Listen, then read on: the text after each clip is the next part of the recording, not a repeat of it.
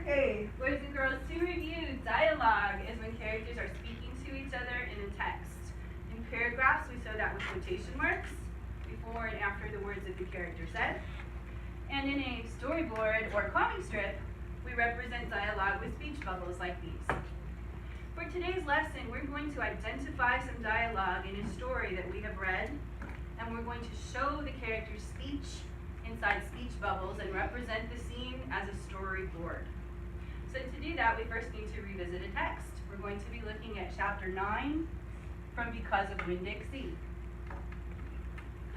This is an excerpt or a part that I pulled out of chapter 9. And the reason that I chose this part is, in this scene, it's the dialogue or the talking between characters that moves the narrative forward. Usually it's action in the events of a plot that makes the story go forward.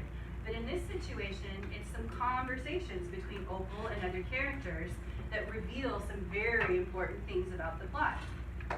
In the first paragraph, if it's dialogue, I have colored it red and underlined it to help you recognize.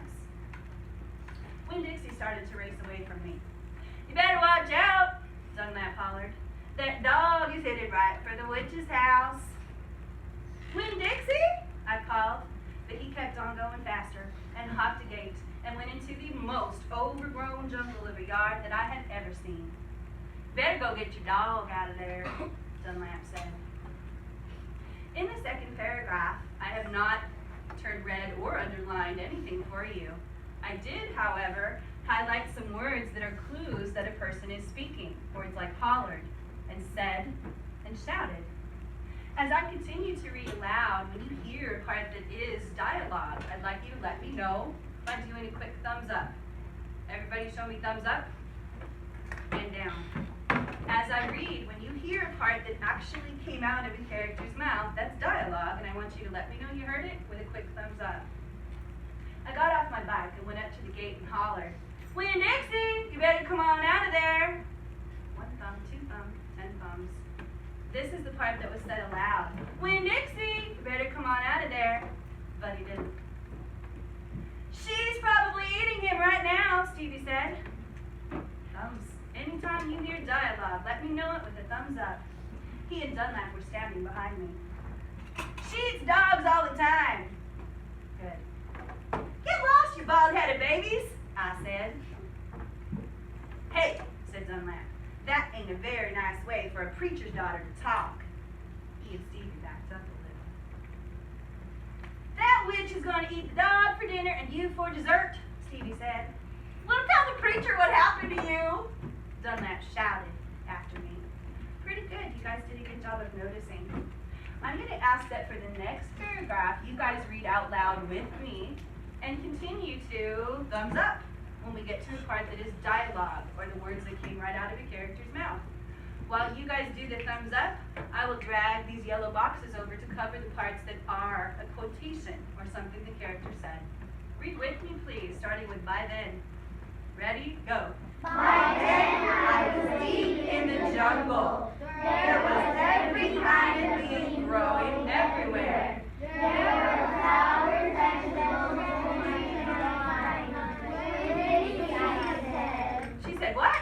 "Winn-Dixie." Okay, so that's the part that is dialogue, and I'm going to cover it with this little box. We ask you to continue reading with me in a kind of witchy voice. Ready? Go. "Heh, heh, heh. I heard this dog sure likes to eat." So we've got heh, heh, heh, and this dog sure likes to eat. Continue, please. I went around a really big tree, all covered in moss, and there was Winn-Dixie. He was eating something right out of the witch's hand. She looked up at me. "This dog sure likes peanut butter," he said. "You can always trust a dog that likes peanut butter." Stop for a moment. Let me get that last part of the dialogue that you guys read out loud. You can always trust a dog that likes peanut butter. Continue, please. Ready, go. "I'm sorry, peanut butter, but I told you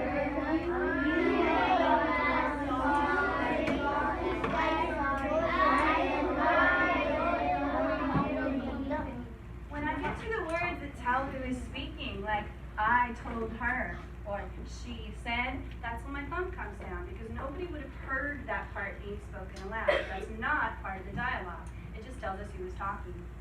For the final piece of my excerpt, or part that I pulled out of the story, I'd like you to read it silently to yourself, noticing what parts of it are dialogue. When you're done reading, I'm going to ask you to read some of this out loud to me. Only the part that you could have heard out loud if you happened to be in this setting that day. Just read the final part to yourself. Ladies, please read the final part to yourself, noticing where the quotations or dialogue are.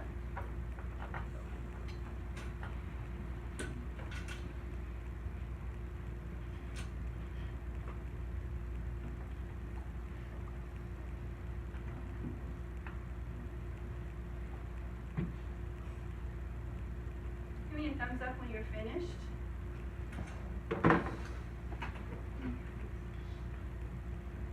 All right. This time, instead of me reading to you or us reading together, I want you guys to read to me, but only the parts of this that are dialogue. If it didn't come out of a character's mouth, don't say it. I'm listening for dialogue only.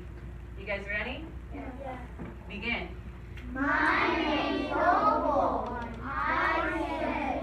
Stop right there. Who said I said? Opal. No, she didn't. Opal said, my name's Opal. Oh, and she didn't say anything else right there. These words just tell me it was Opal who was speaking. As you continue to read aloud, if it's inside quotation marks, it is part of the dialogue, and you should say it to me. Ready? Let's continue with what the witch said when we find out she's not a witch at all. Ready? Go. My name's Gloria Dunn. Continue with the next piece of dialogue. Ain't that a terrible life, Dum. Sometimes my last name is Lonely. Sometimes the kid that was so back on the water punch me. Ha. Glory.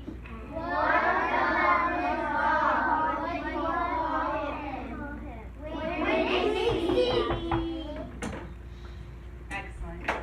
Okay, guys, so the next step of this is that we're going to choose a piece of the conversation, like I have done here. Eyes this way, kiddos. We're going to choose a piece of the conversation where characters are talking back and forth, and we're going to represent that in a storyboard. So this is my piece of the conversation. Dunlap is speaking to Opal. Opal is speaking, but not back to Dunlap. She's reacting to what he said, and then Dunlap is speaking again. I took the words right out of the paragraph and showed who spoke and what they said. My next step, while I'm working on my storyboard here, is going to be to take this dialogue and show it inside 1, 2, 3 speech bubbles, and then I'm going to draw some small pictures to show what was happening when Dunlap and Opal were saying these things to each other. This is mine, and I'll work on that while you're doing yours. Here are your choices of conversations. These are 5 different points of chapter 9 where characters were talking to each other. And I'm going to ask so that we can kind of hear what all of them would have sounded like, that each table group take one of these to practice. Listen carefully, please. Hershey's table group. I would like you guys to practice the first conversation. Snickers table group, second conversation. Crunches, yours will be the one right here in the middle. And I want the Crunches to notice that one character speaks and then the other character speaks twice. M&M's, you guys will handle the fourth conversation, and Twixes, this one down here on the bottom will be yours. What I'd like you to do with it is simply say that part of the narrative out loud. If there are 4 people at your group, 2 people say each part. If there are 5 people at your group, 3 of you say one part and 2 of you say the other part. You have 1 minute. I would like you to choose a character and practice your group's conversation. Hershey's, Snickers, Crunches, M&M's, Twixes. Ready? Begin. Okay, so me. Focus, focus! Everybody focus. It's funny, our attention signal is kind of witchy, and there's a witch in the story. Or is she? Is she a witch? No. When I get over to your table group. You have the choice of all 4 or 5 of you sharing, or 2 people may do it. Please make a decision right now if all of you are going to read your dialogue, or if just 2 people at your group are going to do it. Please make that decision now. You need to talk to each other to make that decision.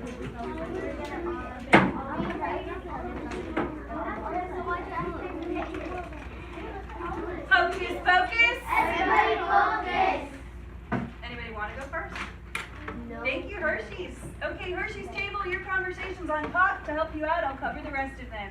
Can I hear this from the Hershey's, please? They're bringing some dialogue from the text to life. Thomas, come on through. Okay, Hershey's, ready? Hit it.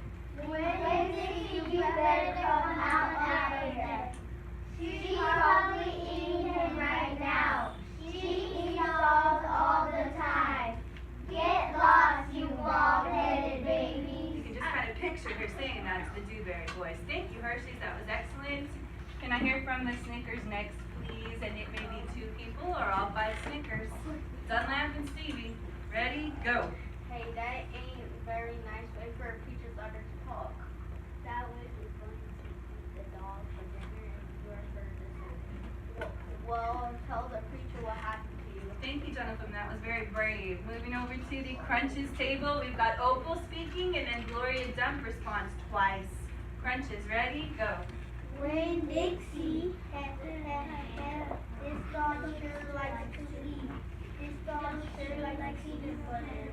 He has always such a dog that likes peanut butter. You can always trust a dog that likes peanut butter. Thank you, Crunches. Moving over to the M&M's table where Opal is continuing her conversation with Gloria Dump.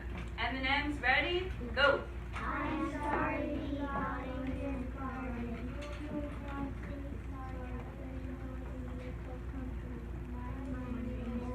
Excellent. And over to the Twix's table. Last but not least, let's hear the conclusion of the conversation. Twixes, I can move this up for you just a little bit since you're further back. Twixes, ready? Go. My name is Gloria. Ain't that little red name? Dog. My name is Melody. Sometimes the kid at school back home is called me. Gloria Dump. Ha. What about this storm? Why you call him?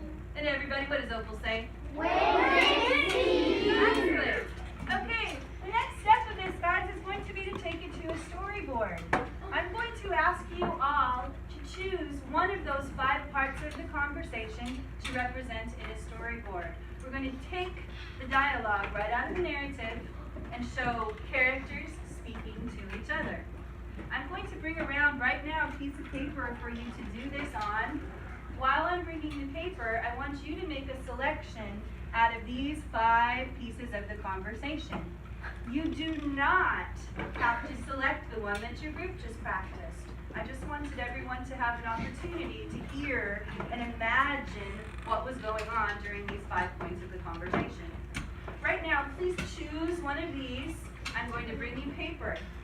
You may use crayons to do your sketches, but you must use pencil for the speech bubbles. What goes in the speech bubbles?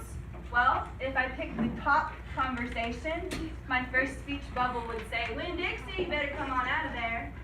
The one in the middle would be Stevie saying, she's probably eating him right now. She eats dogs all the time. And then in the last frame, I would have Opal telling the 2 boys to take off. Get lost, you bald-headed babies! I want you to imagine how the character would be saying this dialogue and try to make your stick figures doing what you think the characters are doing. Does anyone have any questions about your assignment? Okay, I'm going to come around with paper for the storyboard. Your task is to choose one of these 5 pieces of conversation and take the text in sentence form into your speech bubbles.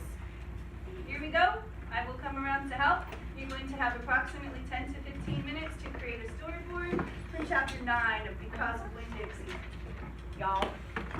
Here are your 5 choices. I'm coming around with paper right now.